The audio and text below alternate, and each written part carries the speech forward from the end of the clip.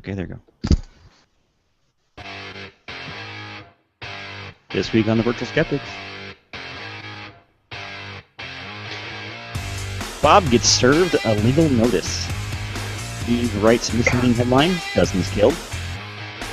Barb is saying yes to that dress. I added that. And Tim is talking about truthiness.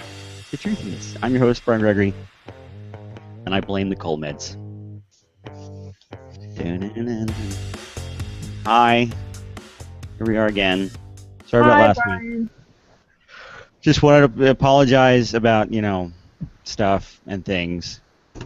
We were supposed to do a show last week, and we kept canceling last minute. A lot of things going on. Sorry. But we're here now, and everyone's happy, and we're glad to see that there's at least one person out there watching. Let me do this, since it's been, since you guys, it's been a while, and everyone forgets who's on here.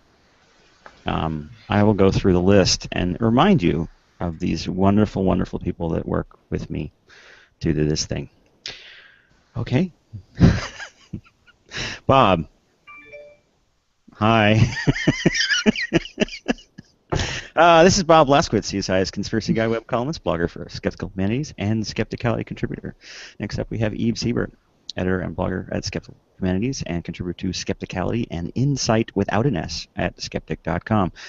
This week, we have Barbara Drescher, former psychology instructor, blogger at ICBS Everywhere, and contributor to numerous skeptical projects, including Insight without an S at skeptic.com and The Odds Must Be Crazy. And finally, Tim Farley, blogger at SkepTools and Insight without an S at skeptic.com. Skepticality contributor, creator of whatstheharm.net, and former JREF fellow. Welcome, everyone. Wow. Whoa. Whoa. We're all here for one. All here, yes. Wow. First things first. What is the first thing? Oh, every week we do some stuff, and then some other stuff. And the first stuff we do is this stuff. Tim has got a trivia question. Oh, yeah. For everyone. I wrote it last week, so I'd already forgotten it. He's going to surprise himself with the answer. Overly well, I had a prepared. moment of panic there just for a second. It's like, oh, crap. This is an odd one. What skeptical significance does the initialism, or abbreviation, whatever you want to call it, the set of initials E, E, E, P, Edgar, Poe. What does that That's stand not for Edgar. that has a skeptical meaning? You're not supposed to give the answer. Beep. Eep. Yes. I have no idea. I read the answer. I don't even know the idea. So, there you go. Kermit sounds like when he sees a ghost. Eep. Yeah, I can see that. That's not from Scooby-Doo. I've got two Kermit. videos. What? Huh? What? Kermit's not on Scooby-Doo. Kermit, the frog. Kermit? Yeah, but don't they use that? Oh, I'm thinking thought bubbles. Okay, so there are two screens behind me. If you can figure them out, great. Awesome. Your thought bubble is blank. It is a lot this week. I blame the cold ones. Did I make that clear? Okay, who's first? Oh, Barbara's going first this week. Barbara's going to talk about things and stuff. I'm going to talk about what's on the very first slide. Yay! Look. Oh, Quick. that, Yes. It Yeah. changed color again. Oh no. It's funny that I think three of us are see it go back and at least three of us go back and forth. Who sees what? I'm curious. I see. Just at the moment, I see white and gold. Right now, I'm seeing black and blue.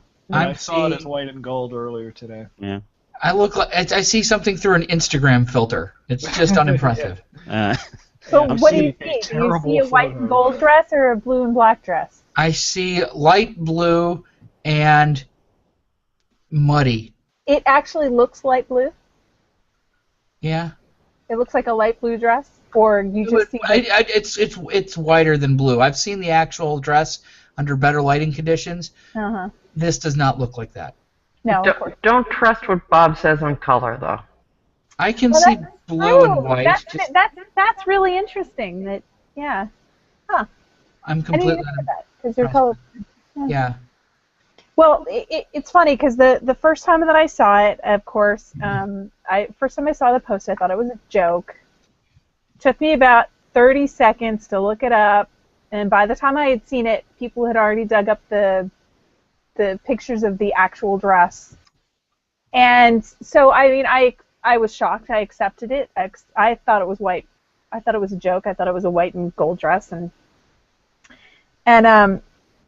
but I know how eyes work, and I know how easy it is to have an illusion of that. So I accepted that it was blue and black, but I couldn't for the life of me see it as blue and black.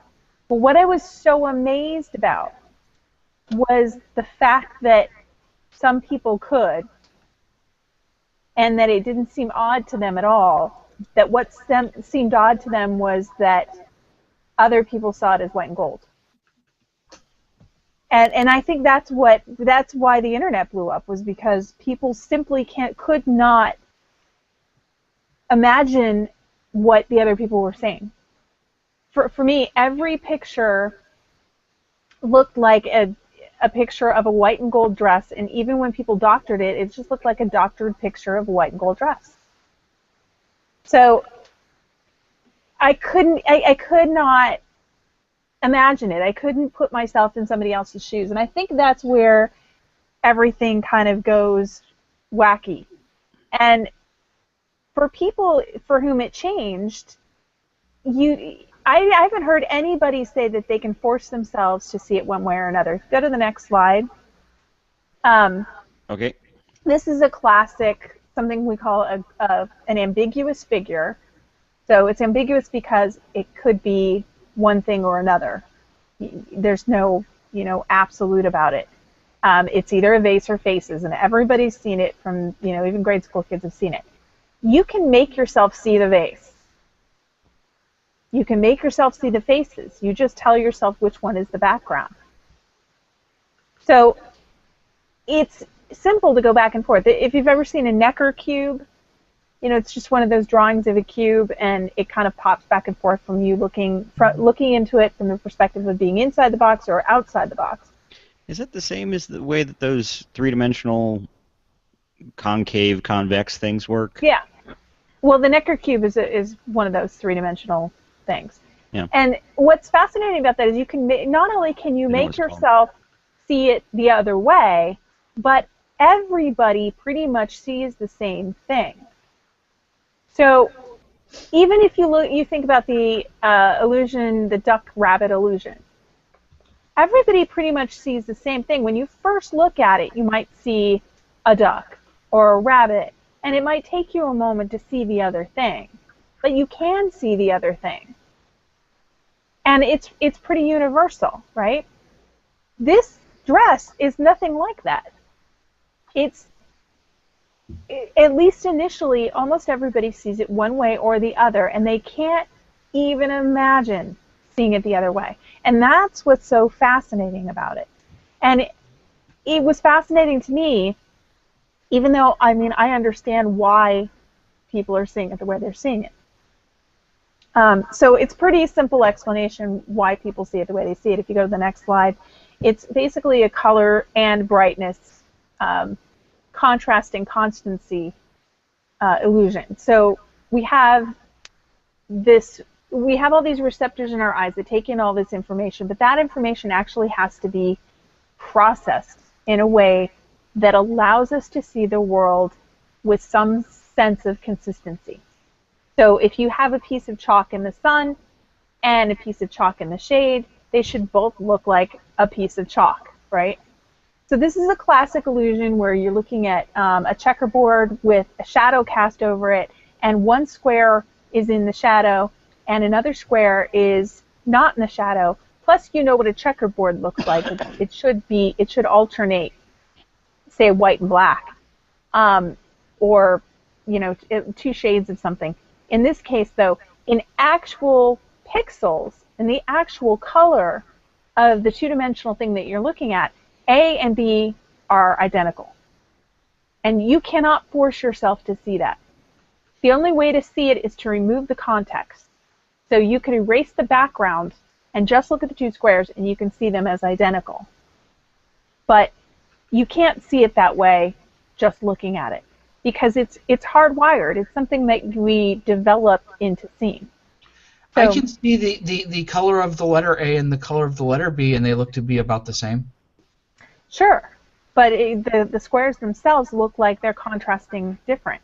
And the truth is the color of the letter A and the color of the letter B are not the same. Damn it! One has to be darker than the other, because, yeah. If you look at the next slide, this is one that I created. That is a solid bar of gray in the middle. I like this one. The same shade all the way across. It is a solid bar. If I remove the background, you would see a simple solid bar of middle gray. But because it's placed on a gradient background, that allows you to use contrast. So you're placing it into something, and we use the adjacent colors to tell us a little bit about the shading. She's a witch. Burn her! She turned me into You'll a never be solid able block to see of it any gray other way. color. You'll never be able to see it any other way, because it's literally hardwired. It's how it's the receptors gather this information, and it goes it actually goes through layers in the eye, and then it goes into layers in the brain. And this, what we're talking about, actually happens in the brain, but it's at a very early level of sorting out features. And the next one's one of my favorites, though, because this shows how hue can be affected by it, not just brightness. So if you look at this, the birds one looks more orange than the other, one looks more red than the other, one looks more yellow, I should say. And they're actually identical. Those birds are identical. And if you go to the next one, you can see they're identical. Wow. So I understand how this works, and I understood what was going on. I had to think about it a while to really, because it's not obvious when you look at the picture, to really see why people were seeing it differently. But I knew that it wasn't something in the retina, because a lot of people were talking about that. What I found fascinating was I went through a whole day of obsessing over this dress and how fascinating it was, because I've never seen an illusion. I mean, I work in this field, and this is my thing. I mean, this is my favorite chapter to teach in intro and in cognitive psych. I used to, when I was a teacher intern, when I taught intro psych, I used to work with some of the other teachers, intro teachers, and we would actually swap lectures. So we'd have just to get some variety in the classroom, you have a guest lecturer come in, and I would have my friend do the brain chapter, because she would actually we had a brain at our school, and the students loved it. They just loved to see this actual brain. So Play she with would, it? yeah, you weren't supposed to touch it, but Okay. but she would bring the brain in, and I couldn't do that. So she would do that, and I would do her perception chapter.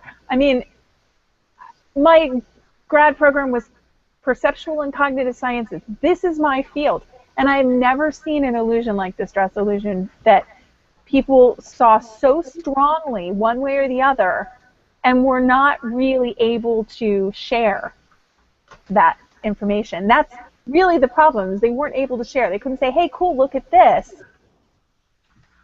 And the whole crux of the illusion is that, or the whole thing about the illusion is that different people see totally different things, and they can't crawl into each other's skin and see what the other person sees unless it switches for them. And for me, this happened on I'd seen it on Thursday night, and then all of a sudden Friday I was gathering sources because I knew I had to write something about it. And I had kind of left it behind. I hadn't looked at it for maybe 20 minutes or so. And then somebody sent me the Captain Illusion video where he talks about how to adjust the picture so that you can see the actual color of the dress.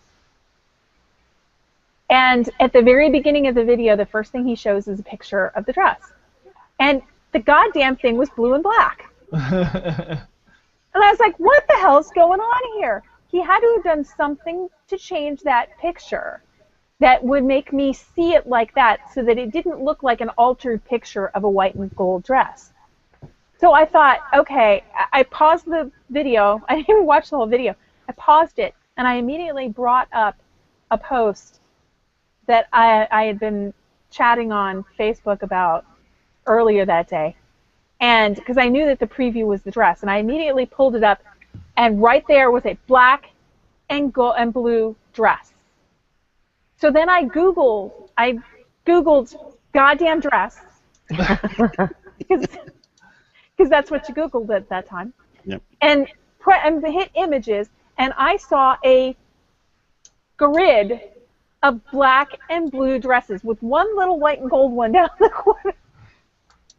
And it looked to me like somebody had gone onto the internet and just swapped out all the pictures of the dress as a joke. Yeah. I couldn't believe what I was seeing. And it was like that for about an hour. And then it went back to being white and gold. And then later it was blue and black. And then it was white and gold. And then if I looked at it this way, it was blue and black. And if I looked at it that way, it was white and gold. Are you sure you're not having some sort of episode? I thought I was having a seizure, man. It was freaky. So that's what I find fascinating about this whole thing, is that this dress, this picture of this one dress with this lighting just hit all the right points, that it's dead in the middle, and it's ambiguous, even though there are individual differences, but there are all these people for whom it switches back and forth. It has to be right there in the middle. You know, it's just at that sweet spot. And it's absolutely fascinating. But what I found more fascinating, what I really wanted to talk about, were all of the idiotic things that I saw after. Yeah. And during. During, I saw a million different explanations that were wrong, like flat out wrong, to partially wrong, to vague but correct, and then some explanations that were really good. My favorite ended with the line, the bottom line is that it's an illusion, but everything's an illusion. And that's really what it is. The information that we take in through our eyes is not the world. It's not the world. What you think you're seeing is not the world. And I've got a million different demonstrations, well, not a million, but a few, that show you that you're filling in information. There's an easy one that you can do where you put, you have several different colors you can choose from. Person looks straight ahead, and you hold it out to the side, and you ask them what color it is, and you keep moving. They can't tell you, even though you can tell what color things are in the periphery right now. But if you didn't know, you wouldn't be able to tell. So if you don't allow them to look at it, you can move it, you can keep moving it, and it gets almost directly in front of them before they can tell what color it is. It's a very simple demonstration. It's very powerful. And it shows that what we think we're looking at, or what we think is out there, is not. It's our brain's representation of what's out there. Right. And I thought that, you know, this was wonderful in bringing out the explanations for that, even though a lot of them were wrong. But what really cracked me up were some of the things that were, by the way, when, you know, talking about the dress, here's this other thing about color vision. And one of them was absolutely hilarious. It was about tetrachromacy. Oh, yeah. And it went around the internet so fast. I mean, I was typing all over my Facebook feed saying, this is bullshit, blah, blah, blah. And then it took about a day for Snopes to come out with a good one so that I didn't have to do that anymore. But so for people who haven't seen this. Yeah, the next slide is there is this test on LinkedIn where this woman said, count how many different distinct colors you see, and you might have a fourth cone. Right. Well, she really has no idea what she's talking about at all. She's just messing with people. Yeah, or just trying to make something go viral, and guess what? It worked. No. The woman's name is Deanna Derville. She calls herself Professor Deanna Derville, and she's an expert in neuromarketing. Neuromarketing? Neuromarketing. She sells brains? Yeah, that's what I was She thinking. markets to neurons. I really had no idea what that meant, but that's what and she said that 25% of people have a fourth cone that allows them to see colors as they are, which is a really funny claim because colors really aren't. I mean, they don't really exist except in our perception of them. So Yeah. how could you see them as they are? You're always seeing them as they are. It talked about, this tetrachromacy that, 25% of people, if you can see more than this many colors, then you might be a tetrachromat. But the problem is that tetrachromacy is extremely rare. There may be quite a few women who have this fourth cone, and it's hard to explain. I mean, there are variations in cones. There are variations in the types of opsins and so forth. But there's almost nobody. There's somebody who's been researching this for decades has only found one person for whom this fourth cone actually functions in a way that makes them see or distinguish more hues than other people. So people with a fourth cone don't have this super color vision, and very few people actually have a fourth cone, and it's mostly women anyway. So this test is bogus. You couldn't test it this way. You couldn't test tetrachromacy this way. Do you know why you couldn't test tetrachromacy this way? Tim, Brian, why? I'm colorblind. Well, you couldn't because you're colorblind. But what makes you colorblind? I lack a cone. You lack a cone. What are computer monitors based on?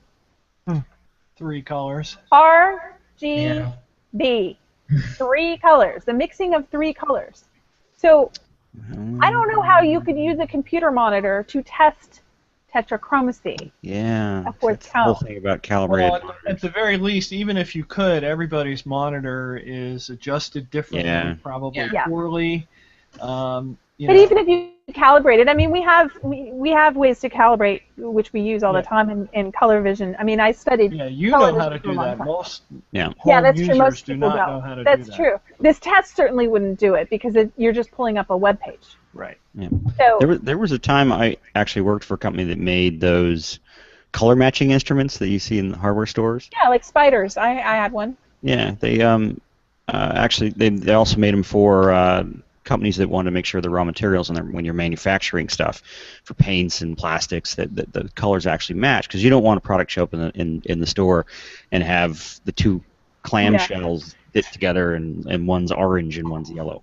And there's a whole science that there was like 2 big studies back in the 60s about how the eyes work.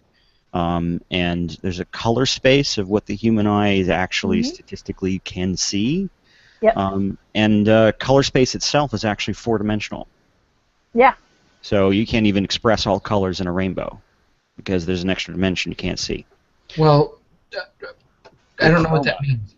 Yes. Well, there's lightness, hue, Saturation. Is that what they call chroma? Yeah. So 3-dimensional space. Yeah.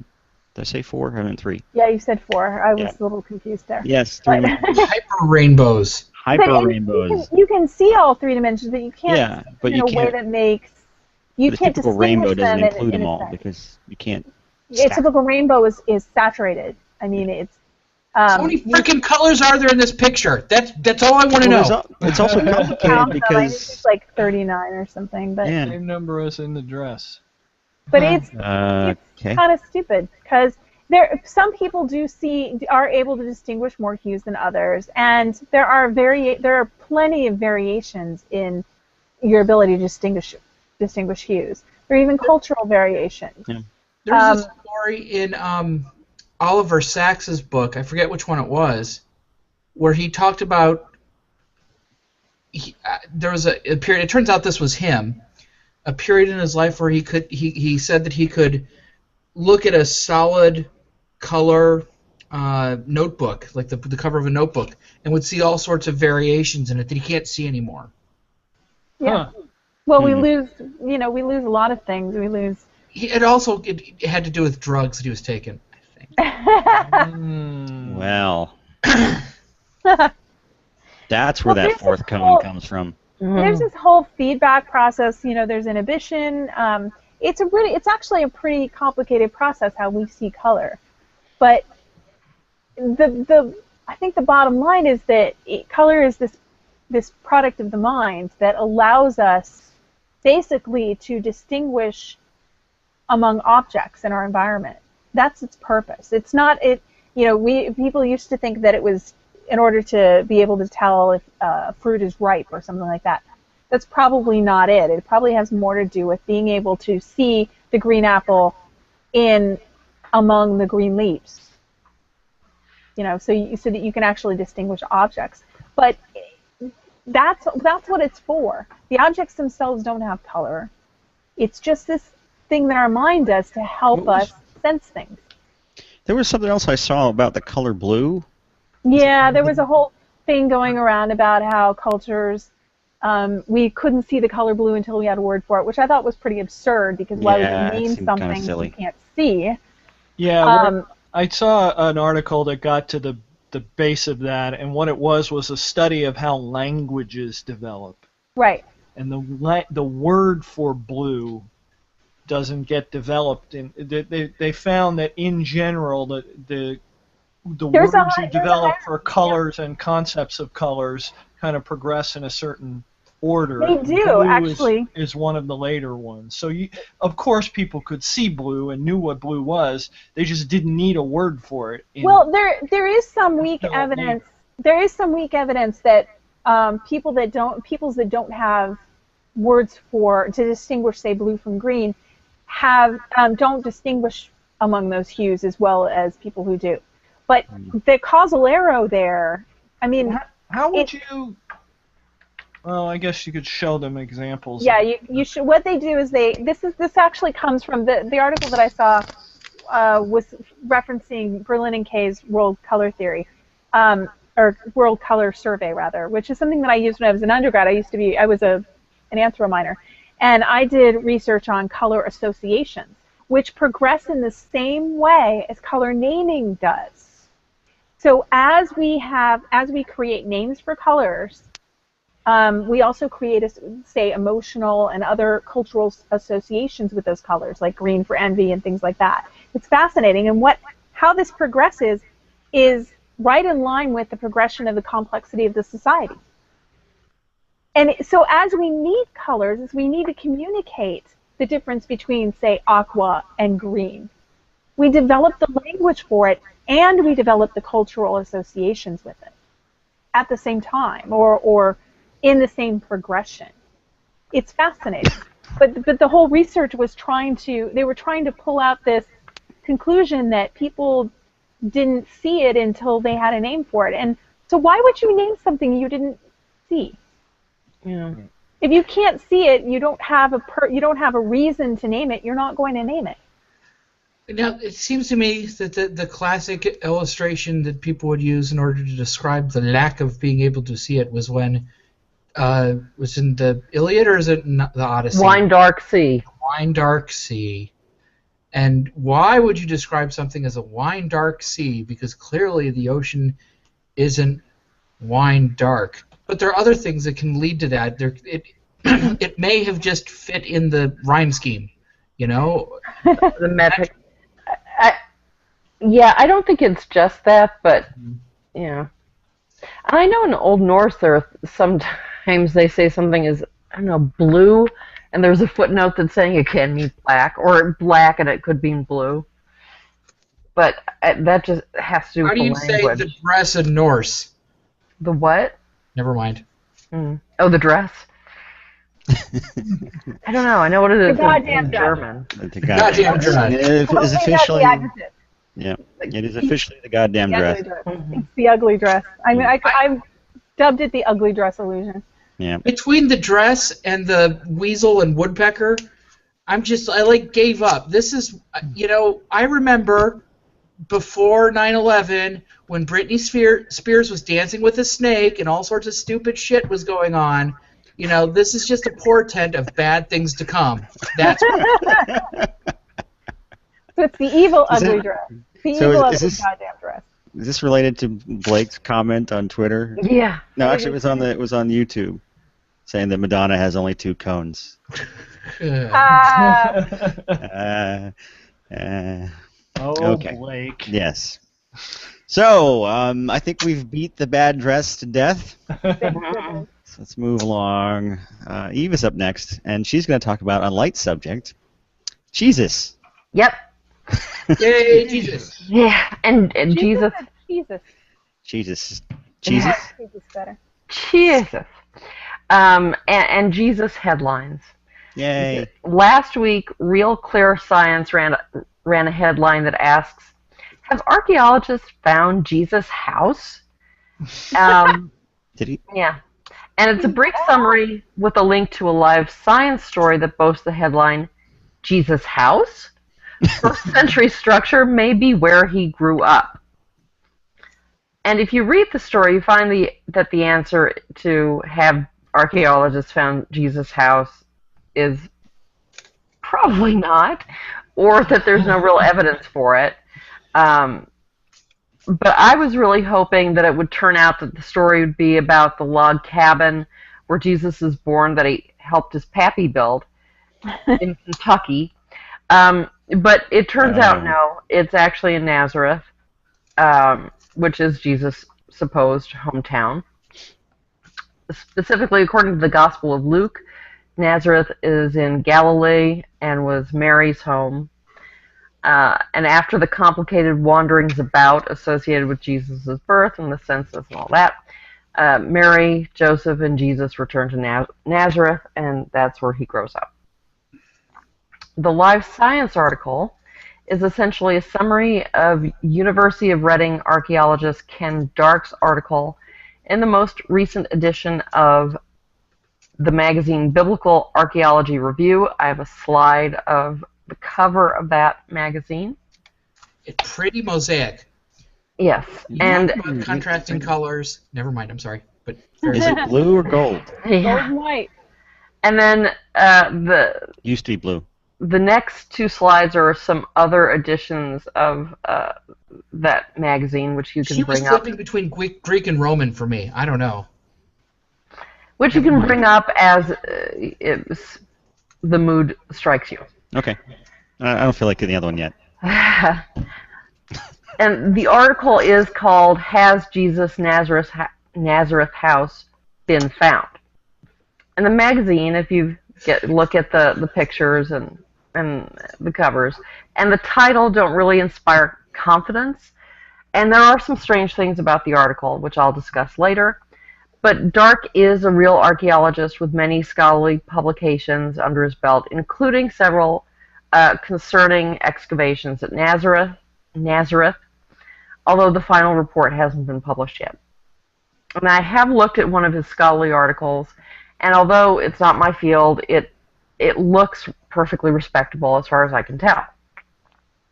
And also, it seems to me, the site is actually pretty interesting. And I think the real history of the site is perhaps more interesting than the clickbaity titles.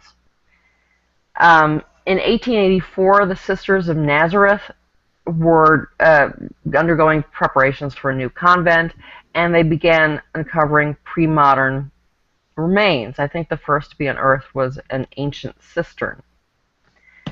The nuns, their workmen, and students at their school continued the excavation, and artifacts were placed in a small museum at the convent.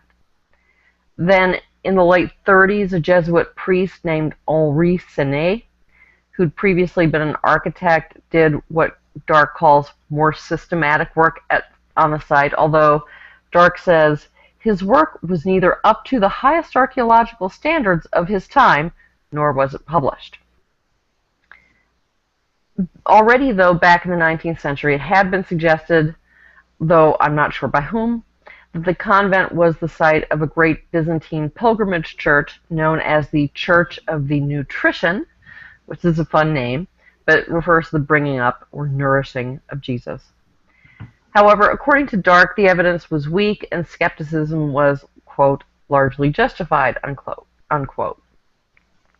But until the last 10 years, there hadn't been any professional archaeological survey of the site, or any investigation of the documents and artifacts held by the Sisters of Nazareth, including Sene's notes.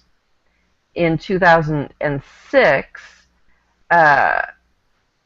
the sisters granted the Nazareth Archaeological Project, led by Dark, access to the site, the artifacts, and the documents. And in the scholarly paper I read, Dark argues convincingly that the convent is the site of the lost Byzantine Church of the Nutrition. So here's the chronology as I understand it. There was a Roman-era house on the site, a type of house called a courtyard house. There's a slide of that. This has been dated from artifacts to the 1st century CE. The artifacts also suggest the inhabitants were Jewish, and excavations at Nazareth in general suggest that the town wasn't much influenced by Roman culture. There are also 2 empty Roman-era tombs on the site. One of the tombs is referred to as St. Joseph's tomb. Supposedly. That's a really well-preserved site. What? That's really well-preserved. It is well-preserved, and that's actually because of the churches that were built on top of it that I'm about to get to. Yeah. So one of the tombs is known as St. Joseph's tomb, supposedly belonging to Jesus' stepdad, although it's not really possible for the tomb to belong to Joseph and the house to have been the house where Jesus grew up. But whatever.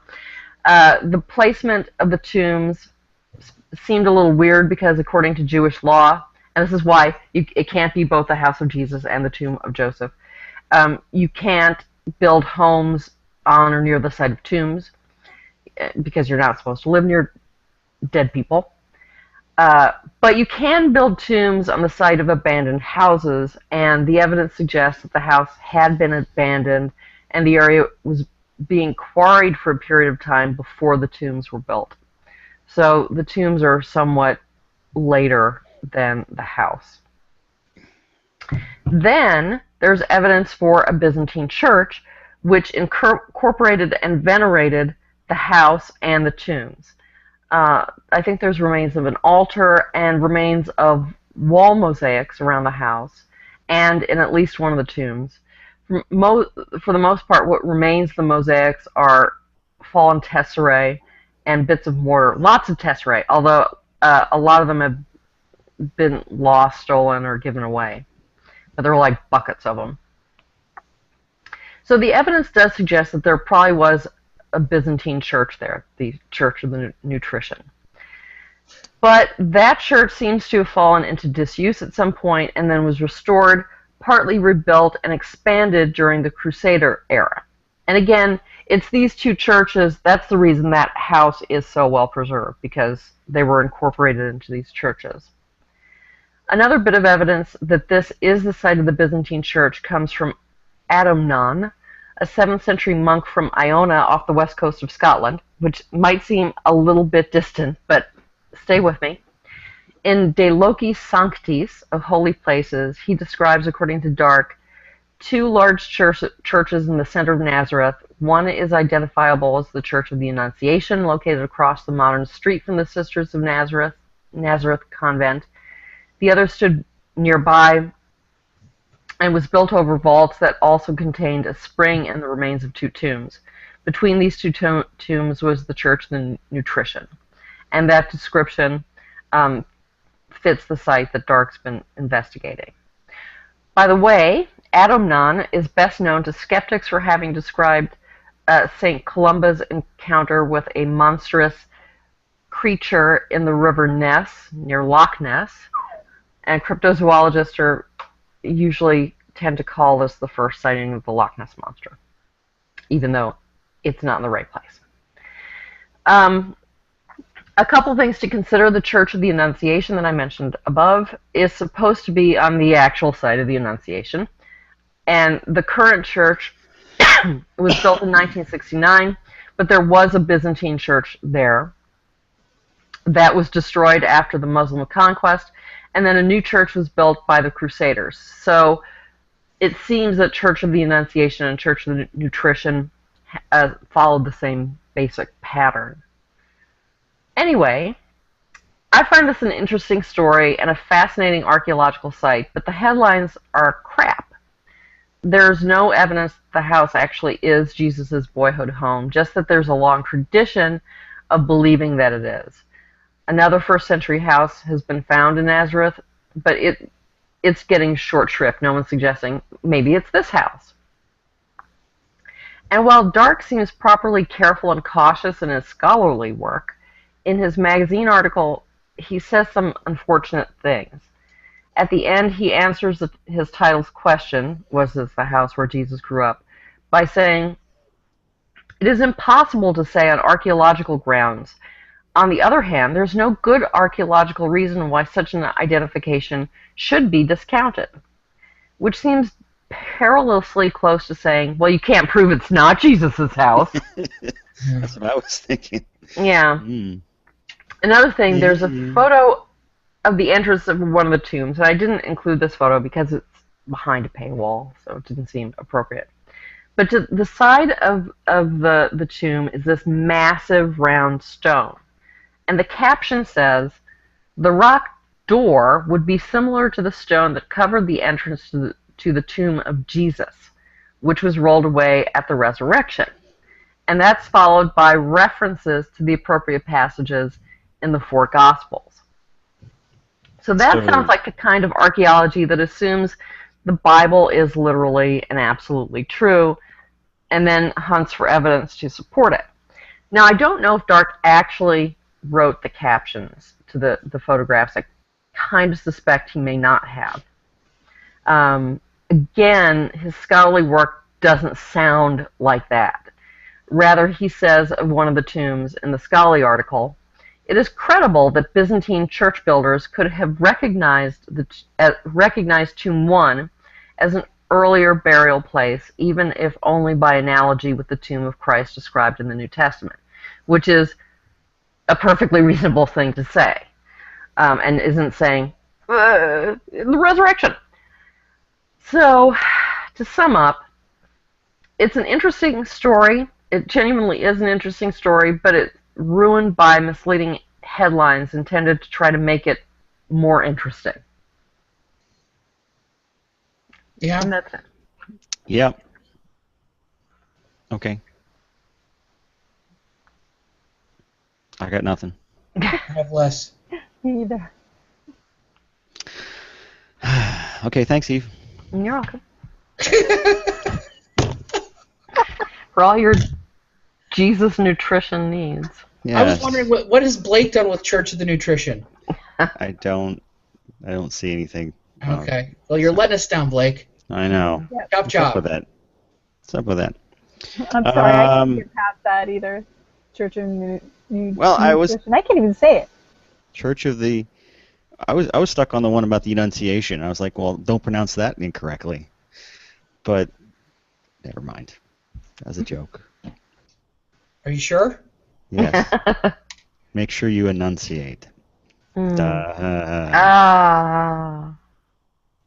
mind. I got it. I Yes. just didn't laugh. So the Sisters of Nazareth would be my.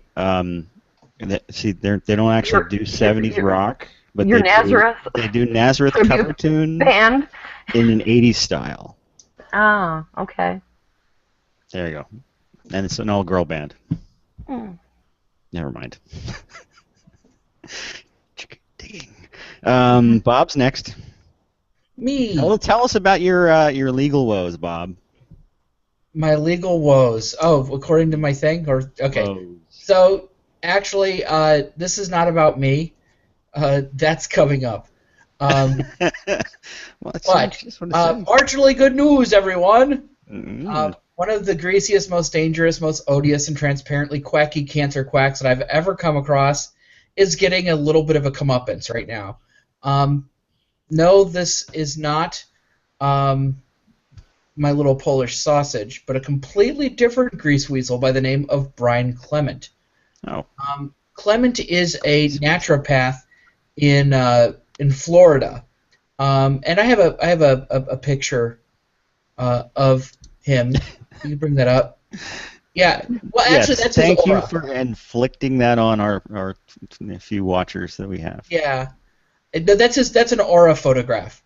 Ah, He doesn't actually look like that. That's I just like what how it things look says The like Walking deep Dead. down inside. Okay, so Now I got to he's an stare at naturopath in Florida, which to members of the science-based community means he's qualified to declare himself a naturopath because the job title is not a protected term. He recently turned up on this show because his quacky quack treatments were being used to treat a couple of Aboriginal Canadian girls with leukemia. You'll remember that. Whose parents did not have the good sense to put the children through a course of treatment that has an over an 85% cure rate. Instead, they sought out Clement's Florida massage establishment. And there are, and I probably made this joke before, no happy endings at this one. One of the girls has already died. The other is going to die. The name of his outfit is called the Hippocrates Institute. If you could bring up the next one. Well, this is the thing. If you actually have to say that you're descended from Hippocrates or somehow use Hippocrates' first rule of doctoring in your, say, your logo, run the hell away. Okay? It just seems like they're deliberately cloaking themselves in trustworthiness, but there's some real... Truthiness? Huh? Truthiness? Truthiness? Yeah, I mean, there's some bad stuff going on. I just seen so many people referring to Hippocrates as if he was their homeboy, when they're not even really nodding acquaintances. Anyway, Clement was issued a cease and desist order to stop practicing medicine without a license, and he was fined a disappointing $3,738. How did they arrive at that number? I think they took a real thing, like the actual monetary damages, and divided it by 1,000. Okay. I don't know. It's just it's really not enough to even be a dent, because I think the treatment was $13,000 or something like that. So what was the point of his cancer treatment they're offering? Well, the cancer wellness program they have, according to the website, here are the goals. Quote, one of the major treatment goals of the cancer wellness program at Hippocrates Health Institute is to strengthen the basic vitality, flow, and coherency of a person's bioenergy field upstream to affect and change their downstream physical mass. The changes in a person's vibrational frequency or bioenergy field, once stabilized, changes the electrical chemical milieu in their body. Milieu for okay. So that it is more difficult for their cancer or tumor mass with its own specific vibrational energy to be sustained.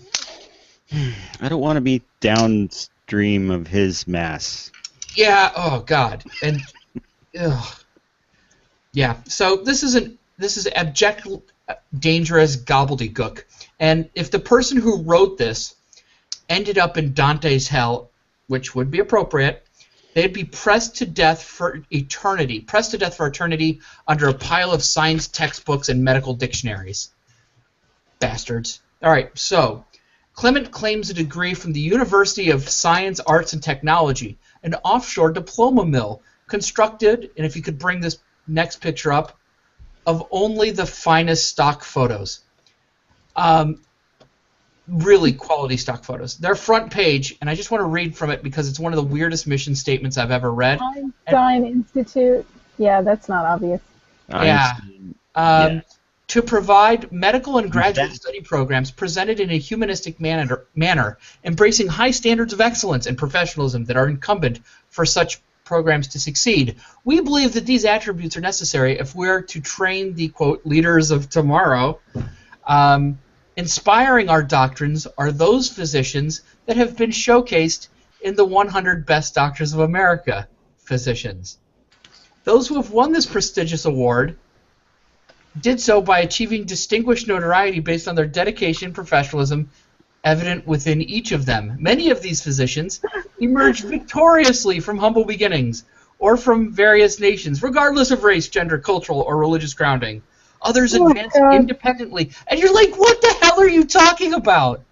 And it just gets started. So we've created a program of superior excellence, training physicians to meet the Superior demands excellence. of It's the best kind of excellence. medical. Middling No, excellence. nobody wants mediocre excellence. I know, just excellent. Run-of-the-mill excellence. Yeah. To accomplish this objective, we Yes, strive to excellent. provide any dedicated Average student who excellence. adheres to diligent study with a reasonable opportunity to achieve their desired success, by which we mean take money for diplomas, basically. All right, so the details that, okay, so this was last week, and this was going to be on the show last week before everybody bugged out. But more details are coming out this week, so it's still a relevant story because a second cease and desist order has been issued, this time against the thing that Clement spawns with.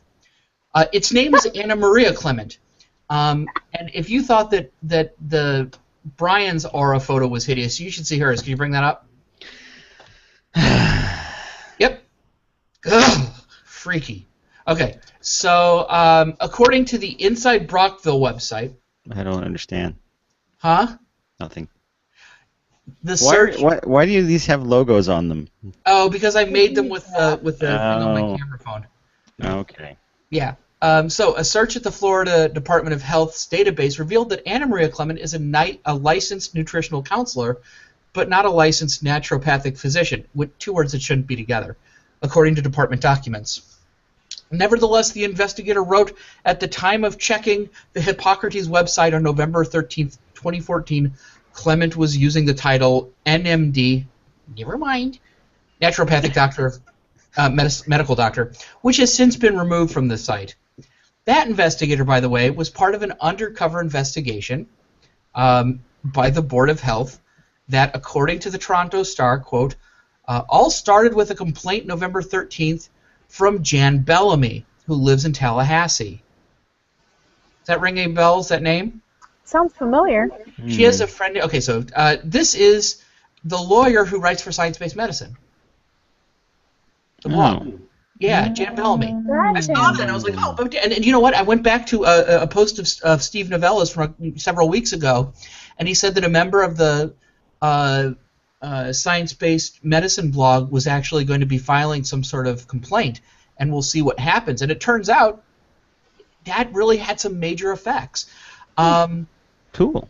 Yeah, so, Jim, this is what happens if we have a couple of lawyers on the side of not evil, right? Like, things can get done. So Seems hard to I'd be find really them. interested to know if Jan reported the death of the one girl, because we've lost one, the other one's not going to live, to the Attorney General of Florida. That would be really interesting, because she probably would have lived if it weren't for these people. Yeah. So at the same time, there was this undercover investigation carried out by the Board of Health was brought on, or was carried out by someone using the name Paul, the pseudonym Paul. He went, quote, to the February appointment with Clement. He was asked to provide a blood screen results and provided with a specimen collection box. Some people just have weird hobbies. He was told the Hippocrates medical team, quote, would reveal his file, and he sent his samples to a company listed on the box. He wasn't diagnosed, but was provided with a menu that included a quinoa burger, rice pasta, non-soy burgers, Amy brand dinners, and all grains. I should point out that the Clements have retained a criminal defense lawyer. I hope they have to use her a lot.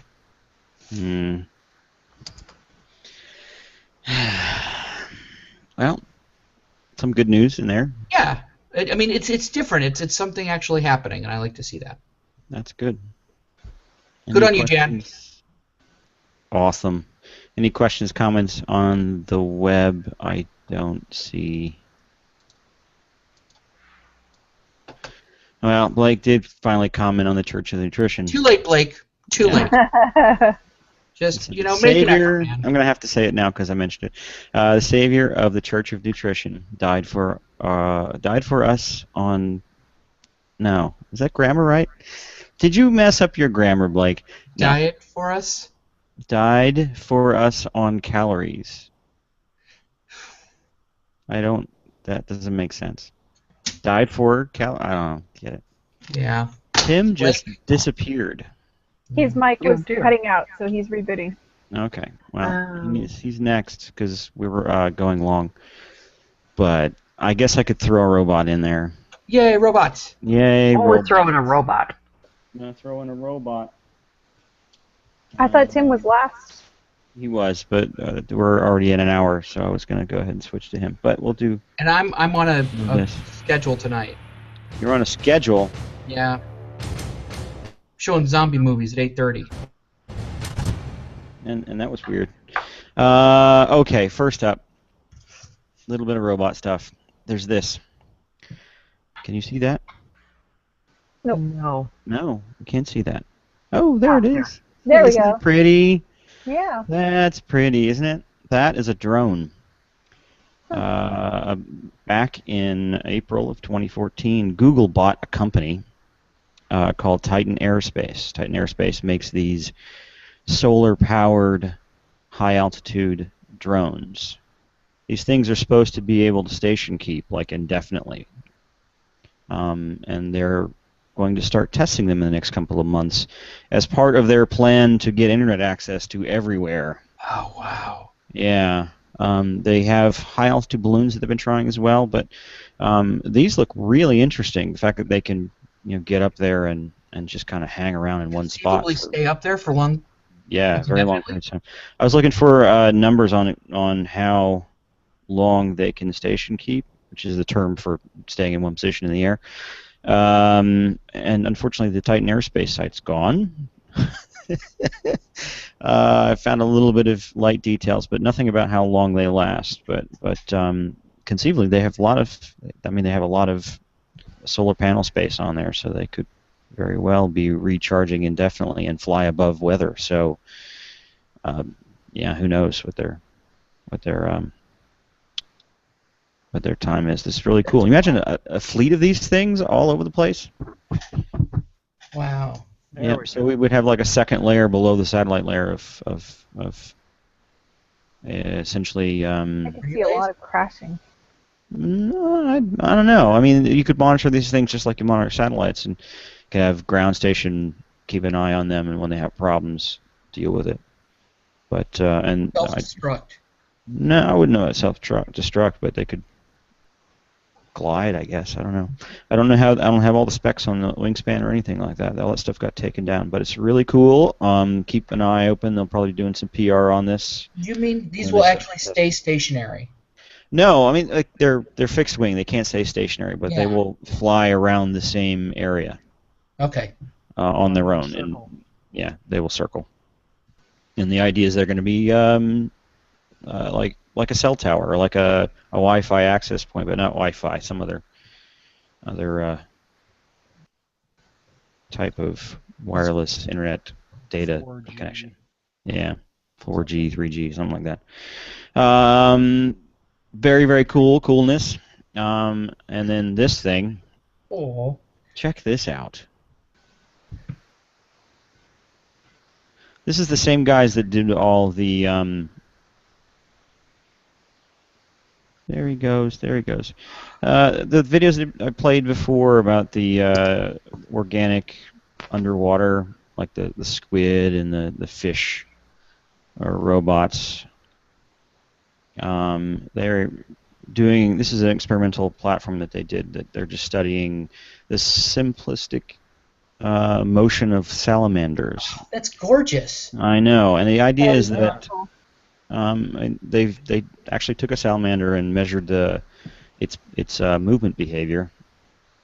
See, it's bigger than I thought it was, but because it can both walk and swim, I think that later in the video they might show it swimming. But essentially, it's just a sine wave motion, and requires very little communication from like in the case of a salamander, the neural signals that actually control movement. And in the case of a robotic platform, they don't really have to do a lot of intricate control to get the movement going down there. Very low center of gravity, very simple movement to move forward. Who's got no face? I know, isn't he so cute? I think in this video he talks, which just doesn't make sense to me because they don't talk. That's very cool. Did they like decide that they were going to go with this design because it's a primitive design, like a primitive body design or something? Well, this particular group, which I was looking for, it's the École Polytechnique Fédérale du Lausanne in Switzerland, and this particular group does a lot of custom platforms that try to mimic animal motion, locomotion, for studying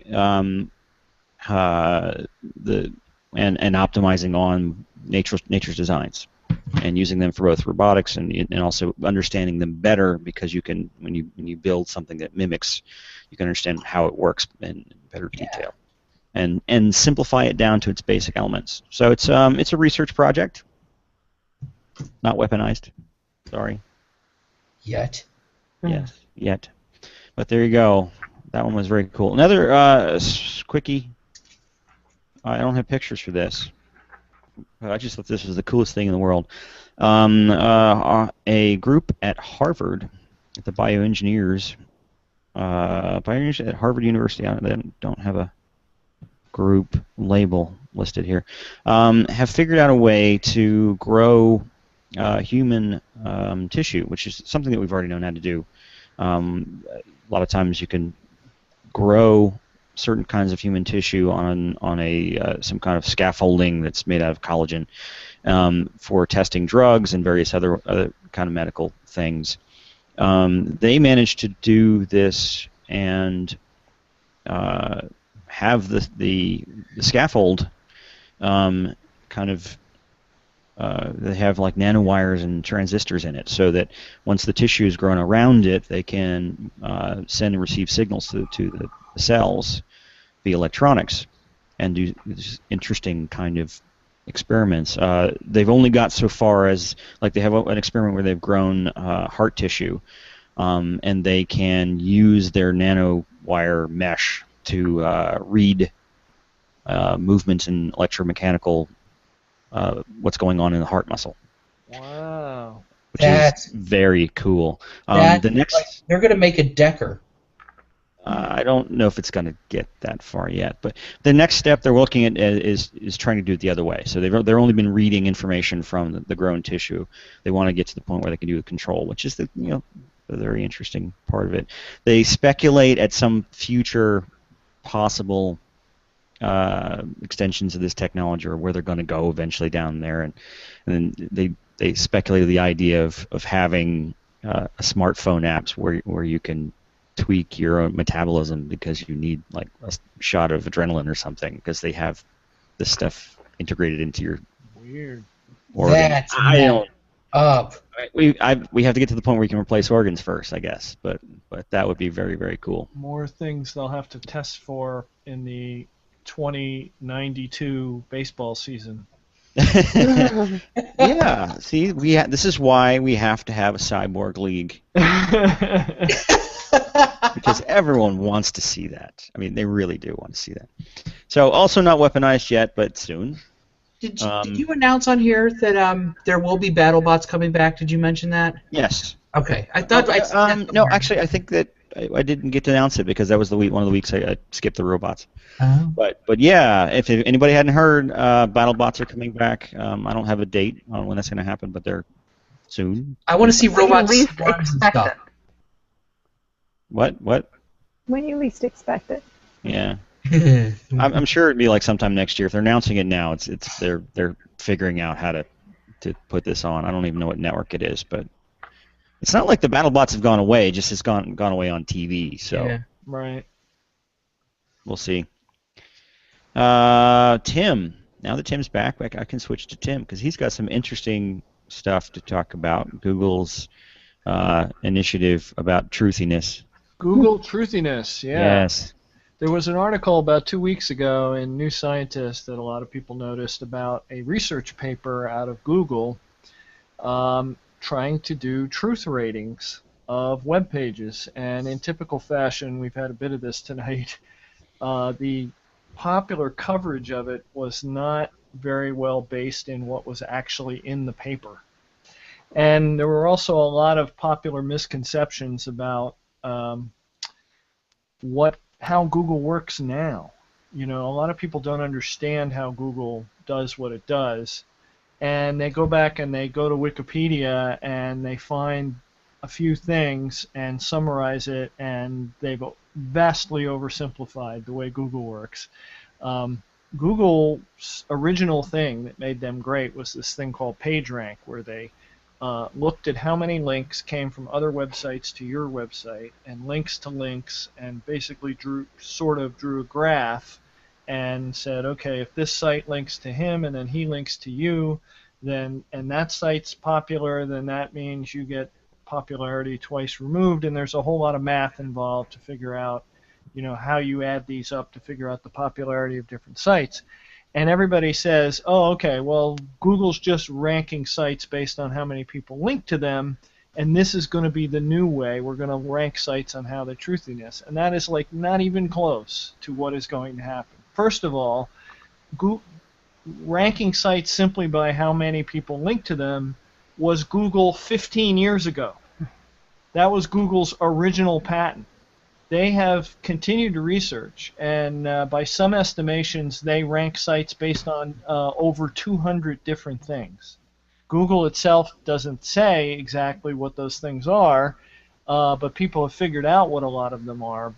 Basically, there's a whole industry of reading the tea leaves and parsing down to the word level everything a Google person says publicly. And you can figure out what a lot of these things are. And a lot of them are on the web page.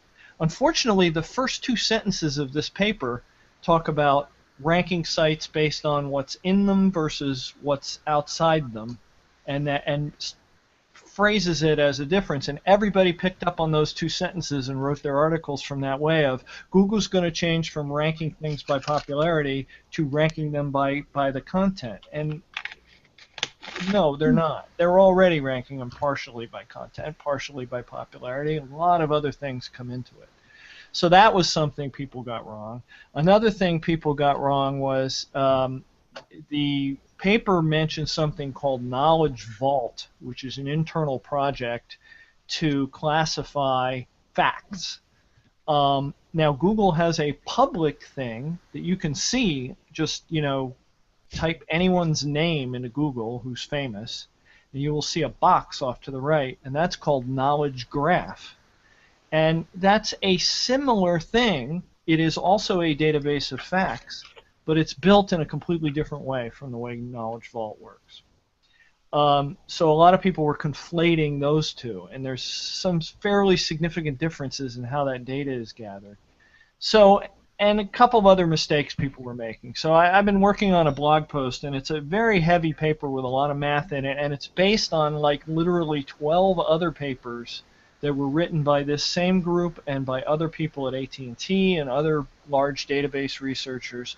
There's a lot of work being done on this area of how can we take, you know, these trillions of documents that are out there and extract actual knowledge from them in a meaningful way. So let me kind of, hopefully not too much length, go over a little bit about what they're talking about in this. So if you go to my first slide, I've got a slide that shows an example of a fact that they know how to extract from the web. In this case, it's the fact that a person named Barry Richter is a person associated with the institution, the University of Wisconsin-Madison. And that, and there's some, you know, computer coding things there, but basically those are the codes. /M02QL is the code for Barry Richter in what's called Freebase, which is a free database of facts that's been crowdsourced on the web that Google pays for a lot of. And that /M other thing is the code for University of Wisconsin-Madison, and they misspelled university in their paper there. And they actually extracted this fact from these two pieces of text in the middle of this, the third and fourth paragraph that you see on the screen there, that were out of some web pages somewhere. And they got it with what they claimed was a confidence of 0.14, which is not very confident. Because both of those sentences are somewhat indirect in how they say. They don't say Barry Richter played for the University of Wisconsin-Madison, but they say it in a kind of indirect way. So this is an example of how they can take vague language and turn it into facts. And all the facts are of this form. That first paragraph there is 3 lines, and it's classic, language form. You've got a subject, you've got a predicate, and you've got an object. And that's how their fact database is arranged. And so things that don't fit into that are not going to be in the fact database. And they have to be things that you can gather out of text, because that's how Knowledge Vault works. They gather it out of text and databases and encoding on the web. And there's a lot of material on how they're gathering it. Some of it is natural language processing, like this. Some of it is literally looking for web pages that have tables in them and trying to read the headings on the tables and stuff like that. Some of them it is looking for the encoding, like whenever you see a calendar item on the web, if the person is up to snuff and is doing all the latest standards, there's a way to encode sort of behind the scenes in that web page. There's hidden codes in there that says this represents an event, here's the location, here's the start time, here's the end time. And that can be read by something like Google and pull that out as a fact. So all their facts are things of that nature. And they've managed to build a machine that can pull a couple 100 million of these facts out of the web. But there's a lot of obvious issues with this, not the least of which is the inaccuracy of reading this language, but all the other extraction methods have various inaccuracies with them. And then there's just the basic problem of repetition of material. A lot of stuff gets copied from one web page to another, and you don't want to, when you're building a database like this, notice something on 500 web pages and think that you're more sure of it just because you have 500 copies of the same Wikipedia article. We know how that works. If you've ever Googled a phrase that's in a Wikipedia article, you know those articles get cut and pasted all over the web, because they're licensed that way. The Wikipedia rules are you can take our content and do whatever you want with it. So if you want to build a website that is biographies of skeptics.com, you can go pull all the biographies of skeptics out of Wikipedia and post them on your website alphabetically ordered. Even if it's not licensed, people do it anyway. I mean, I remember researching astrology for the JRF booklet on it, and the web was just full of plagiarism. And some of it was directly cut. Some Wikipedia's too, to some extent. What was that? She said that some of the Wikipedia stuff is pulled from sources and stuff. Yeah, so there's a lot of issues there, and there's like 5 or 6 different papers in the citations of this paper about trying to deal with the problem of copying, and how do you deal with that properly so that you don't give undue weight to things that have just been copied a million times. Now, I have a problem with consensus being truth anyway. Yeah, well, it's not purely consensus. Now, I'm oversimplifying here, but they are doing some things where they have some things that they know to be what they call ground truth. Basic facts that they start with, like, Atlanta is in Georgia, and this is the capital of Idaho, and da-da-da-da-da. And, there are databases of those types of facts that already exist, so they can seed their database with that. And then they can do inference things with these predicates, so that if I say such and such is in Atlanta and Atlanta is in Georgia, and someone else says such and such is in Idaho, I can do some math and actually figure out, well, the person who said it was in Idaho is wrong, because I know Sure, from these but ground truth facts that it's in Georgia. to me, this just I can see this making it very difficult to correct anything that has been Right.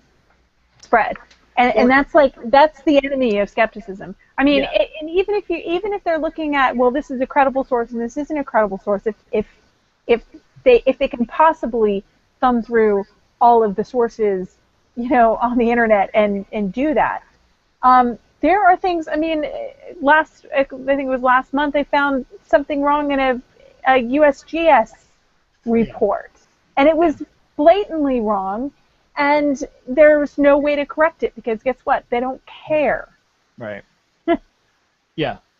Well, and let me back up a sec, because the problem might not be as bad as you think, because one of the things that I've noticed, if you go to my next slide, in their research is that they actually don't find that many of these triplets, these subject, predicate, objects that they can use. There's only a tiny percentage of the pages that they have more than, their line seemed to be around 5. There's some of their evaluations looked for 9 facts, but most of them seem to look for at least 5 facts. That if you could find 5 facts in a page or a subset of a page, and then judge the truthfulness of those 5 facts, then you could make a statement about that page. And it's all done probabilistically. So each fact has a probability associated with it, and so on and so forth. But they found very few pages. I think it was 6% of the web pages in their sample set, which was like billions of pages. Only 6% of them could they find 5 facts on a page. And only 21% when they went site-wide over an entire domain, because they realized that, okay, maybe this page doesn't have a lot of facts on it, but the one next to it does. We could make a statement about the overall veracity of the site if we look at the whole site. So they have sort of a split and a merge capability in there. But only 21% of the websites could they find 5 facts that they could pull out of the pages. So I question whether it's going to do any good as built, whether it's going to do any good for skeptics at all. Because if you look at what is stated on, think about a homeopathy site, and you think about the types of subject, predicate, object that they could actually pull out of a homeopathy article. He was born in Germany. Yeah, exactly. Samuel Hahnemann was born in Germany. Homeopathy was invented in 1803. 10 means these are facts, right? Yeah. We dispute whether they're useful, but they are facts. Mm-hmm. And so this fact-based engine would find that homeopathic site to be fact-based if it could find 5 of them in an article, and it seemed like a lot of them couldn't. If you go to my next slide, I have the piece of text where they talk about the size of their data set. Jesus. And there it was. They had 2 billion. This is one of the things about Google, is they do not play around when they do sampling and stuff. It's like, oh, we're going to do an experiment. All right, well, let's do it on 2 billion web pages. Facebook does that too. Yeah, which is great. And they have to do that, because if they're going to turn this into a product, they have to turn it into something that can run at a tremendous scale. Which is another thing that a lot of people don't understand about Google, is that, things that are computationally difficult, they have to work very hard to make them work in the search engine, because they have to do it trillions of times. Yeah. So they can't do super fancy mathematical stuff all the times, or they have to figure out extremely clever ways to do it. Yeah. But anyway, if you go to the next slide, this was the graph that they ended up with their overall truth rankings for the pages that they evaluated. And you see they got a pretty nice looking bell curve, but it kind of leaned pretty high, that the average site got a 0.8 in their scale, in their probabilistic truth scale. And there was a long tail of low truth sites. And then what they were looking for was, does this help us in any way? And this next slide shows you that, which is, this is a graph of their sample set And this is PageRank is the vertical axis, which is basically the current Google ranking. It's a 1 to 10 number for every page. And the trust ranking is across the bottom. And as you see, it's pretty orthogonal. I think things tend to skew up into the corner, so truthful sites tend to be highly ranked, but there's a lot of outliers. There are, very untruthful sites that are highly ranked, and there are very truthful sites that for whatever reason are low ranked, which is kind of what they were looking for. They were looking for ways to find those little gems out there, those little cool, useful sites that have info, and maybe promote them a little bit, and then also find the sites that are way up at the top of the rankings that might be untruthful and maybe push them down a little bit. Now, that was, again, where a lot of the articles sort of oversimplified and said, oh, Google's going to stop ranking things on popularity and they're going to start ranking them on trust. Well, no. If you think about this for more than 10 seconds, you realize they can't do this for every single website. Consider a website for a band or a website for an artist with photos. What facts are they going to find on that site, right? Yeah. That are useful. They're not going to be able to give that site a trust ranking at all, so they're going to have to rely on other things, which is how they've always done it. So truth ranking is only going to be one of many signals that they use, but I question whether it's going to help us in skepticism at all. I really don't think it is. When I heard it, I was thinking like they're going to be able to take things for, let's say, climate change, where there are some base facts, and they're going to artificially elevate those. That's, I think, what a lot of people are thinking when. Well, we're also assuming that they'll know a fact when they see it. Yeah. Right, and they admit, there's a lot of stuff in here about errors they make in extracting, and people, and like anything else, people will learn to dodge it. Yeah. If they learn that there are 20 or 30 climate change facts that Google knows how to extract, they will make sure that they do not mention those things in their articles, or they mention them in weird, obtuse, sarcastic ways that the extractor fails on. Gaming the system. Yep. Okay, thanks, Tim. I'm going to go ahead and get us to wrap up because we've gone really long, and I know that Bob has to go. Guys. Yeah. Yep. I'm So, sorry. first things first, trivia question. Anybody even answer? Yes. Nathan. I missed it. Yes, in a clever way. Nathan answered in a clever way. Nathan said, "It sounds like something I'd ask some of the folks at Skeptics in the pub." Because that is the answer. EEEP, if for Skeptics in the pub, you would say SITP, right? EEEP is what you would say in Spain. Well, you wouldn't pronounce it that way. Because it's Skepticos en el pub. Yes, what Tim said. It's with an E. That's Skepticos. hilarious. Awesome. Congratulations, Nathan. Awesome. I can only tell if one person, Alex, tried to guess what's behind me, and nobody tried to answer as far as I can tell. But real quick, these are two movie trailers.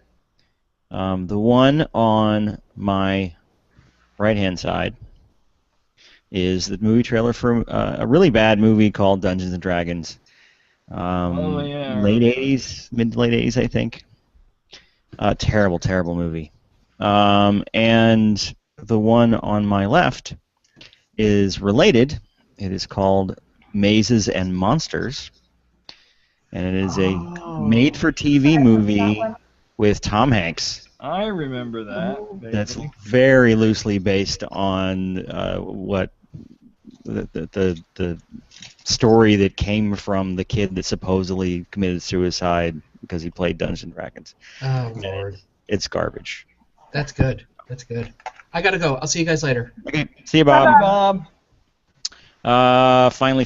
He got out just in time. We're going to do book time. Oh, we get announcements. You guys get your books. Let me do the announcements.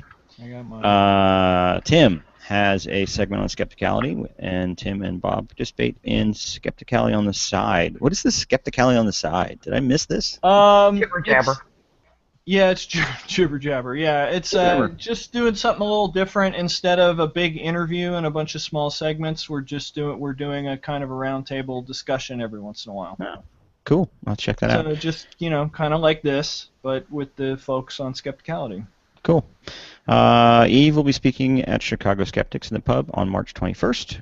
Oh, We'll cool. link to that so you guys can mark that on your calendars. Also, the ebook titled, ebook Bob edited. Ebook Bob edited. Magic in the Classroom. Using extraordinary claims to teach critical thinking is still available for the low, low price of free. That's low. Yes. Mhm. It includes contributions from Bob, Eve, and many more. That link will also be in the show notes. And who wants to read their stuff first? I'll go first. Go. May each project speak to that part of you that longs to explore strange new worlds and imagine the unimaginable. Use this book to try new crafting techniques and materials. You'll find everything from crochet to decoupage, from fleece to fun fur. We've also included a chapter on hosting a theme party so you can gather with your fellow fans in Star Trek style. Why don't you go next, Eve? Americans love big things, including themselves. They even love things bigger than themselves, like America. Recently, Americans have demonstrated an extraordinary affection for carnivores larger than themselves, returning the earlier efforts by King Kong and other aliens such as E.T. to love Americans. Go ahead, Tim. Okay, she said, Alexander Kodorovic was a Serbian biochemist and neurophysiologist before people used those terms. He was the Walter Bishop of his time, and most of his ideas got him labeled as a quack. To be honest, half his ideas would still get him labeled as a quack. This makes it tough to find a lot of solid material on him because so much of his work got discounted as irrelevant. Most of it just ends up buried in pseudoscience books. Pretty much the only place you can find him is lumped in with guys like Edgar Cayce or Immanuel Velikovsky. He believed in telepathy, shared dreaming, race memories, all that kind of stuff. The idea that people's minds can all connect on some extrasensory level. So he was a nut, said Tim. Maybe. She flipped over So he another was a card. nut. Okay. Tim said that twice.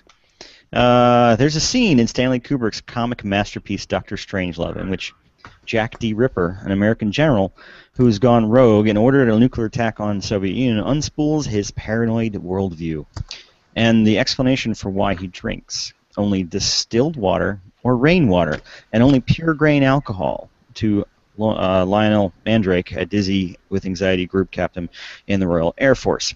Ripper, have you ever heard of that thing called fluoridation? Fluoridation of water? Mandrake, yes, I've heard of that, Jack. Yes, Ripper. Well, do you know what it is? Mandrake, no, I don't think I know what it is.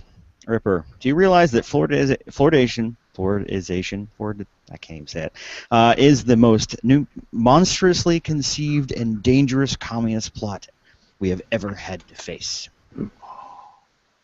What's your book, Barbara? The Star Trek craft book. Cool. I like the sock monkey. Yes, the Spock monkey. Spock monkey. Nice. Very nice. Eve.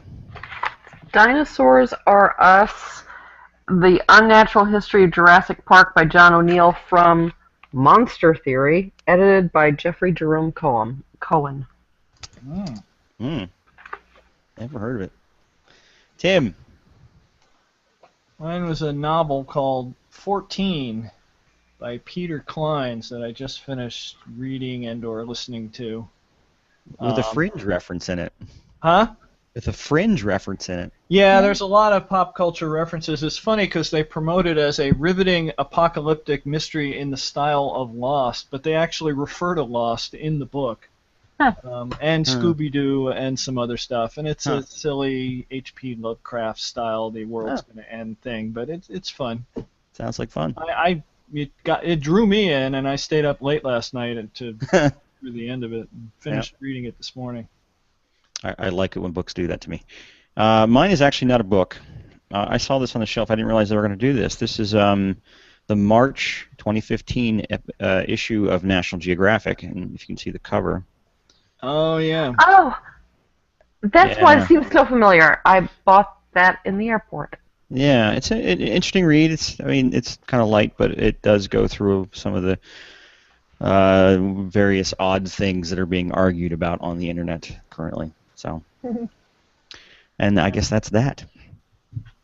Anything else we need to add? Anyone we have to respond to before we flip the switch? No.